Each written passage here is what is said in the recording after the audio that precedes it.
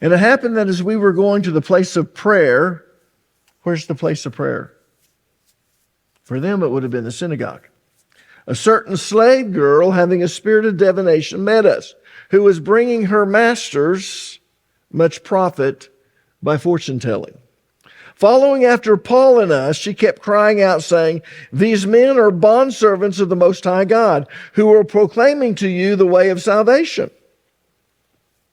I don't see anything wrong with that, do you? She's literally following Paul and Luke and some of the others that were with him, and they're saying these men are bondservants, or in Greek, doulos. They're servants of God, and they are proclaiming to you the way to be saved. And she continued doing this for many days. But Paul was greatly annoyed, and turned and said to the Spirit, "I command you in the name of Jesus Christ to come out of her."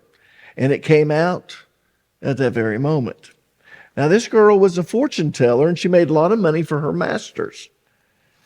If you have a correct translation of the Greek, depending on which interpretation of the Bible that you use, or version of the Bible you're using, it should say masters plural. The indication or the implication is that several business people went together and they purchased this girl because she did possess this gift of divination, and she would make a lot of money for them. So this girl was a fortune teller, and she made a lot of money for her owners.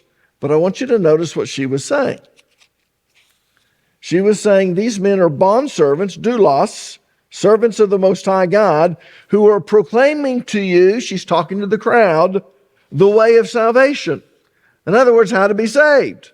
So on the outside, it looked like she was working for God.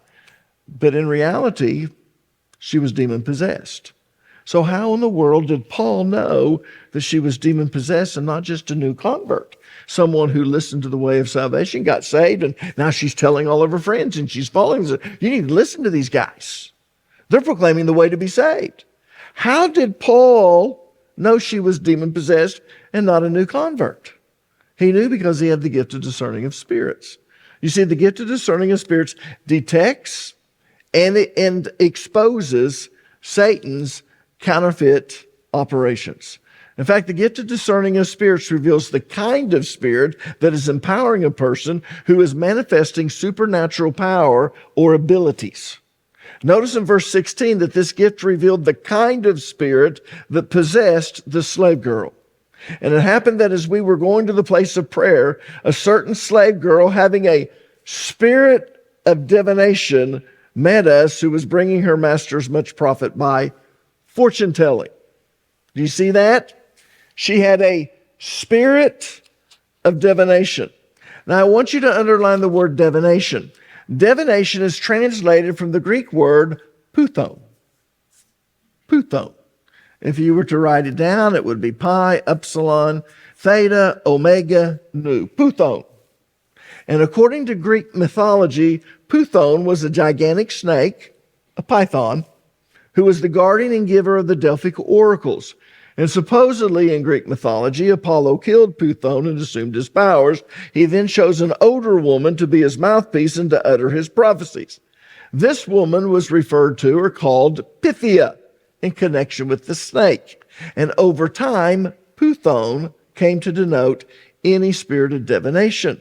And that's why snakes are usually associated with fortune tellers, psychics, and voodoo.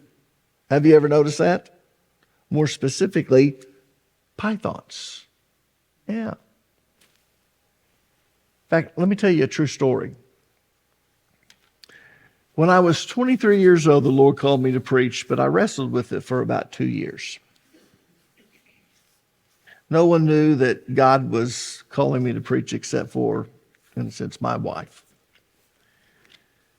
And I was working for Southwestern Bell at the time, and I received an order to put in a telephone at Sparrowhawk Village.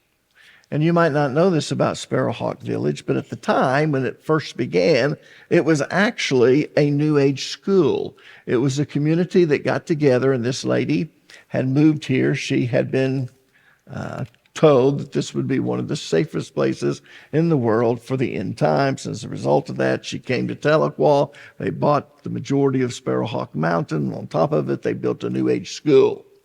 In fact, it's kind of interesting, but you had a lot of educated people that came from all over the United States of America. We were putting in a lot of phones at that time. And these are people who had their master's and doctorate degrees in all areas. And it's kind of interesting, but they had this spiritual hunger.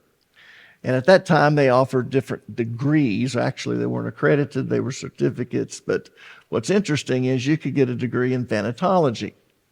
In fact, it's interesting that later on, when I did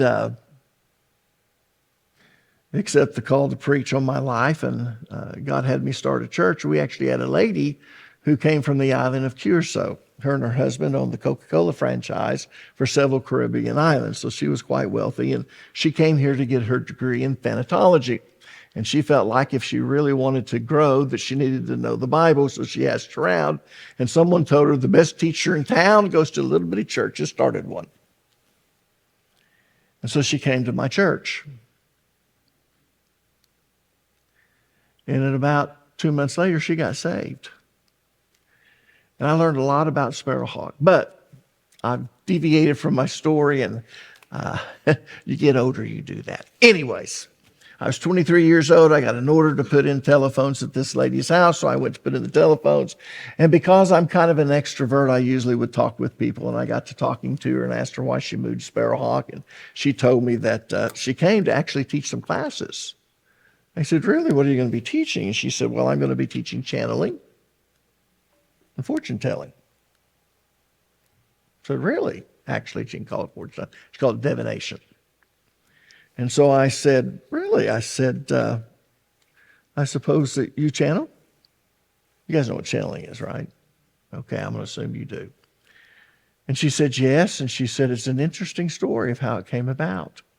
She said, I'd been studying in the New Age movement, and she said, I had been meditating, and meditation in the world is different than meditating in the Word of God. When we talk about meditation, we're talking about meditating on God's Word. You fill your mind with God's Word and you meditate on it. What does it mean? God, what are you trying to say here? And you're meditating on God's Word. In Eastern religion, meditation means to empty your mind. You're going to empty it, so something else is going to fill it, which is usually not good. So she'd been meditating, she said, and she fell into a trance. And she said, in this trance, a snake came, and it was a python. And she said, it wrapped itself around me, and it began to squeeze the life out of me. And she said, to the point I thought I was going to die, but when it did, all of a sudden, the spirit of this python infused my body. The next thing I knew, I was awake, and the python was gone. And she said, ever since then, I've been able to channel, and I've been able to tell people the future, what's going to happen to them. So I teach classes on that. But what I found interesting is it was a python that gave her powers. And that's why you'll usually see snakes that are associated with fortune tellers, psychics, and voodoo. It's the spirit of Puthon. Everyone with me? Now, let's get back to the story in the book of Acts, because that was just interesting to me, and I wanted to confirm to you that the spirit of Puthon still is in operation today, and it's usually around Satan's counterfeits, all right?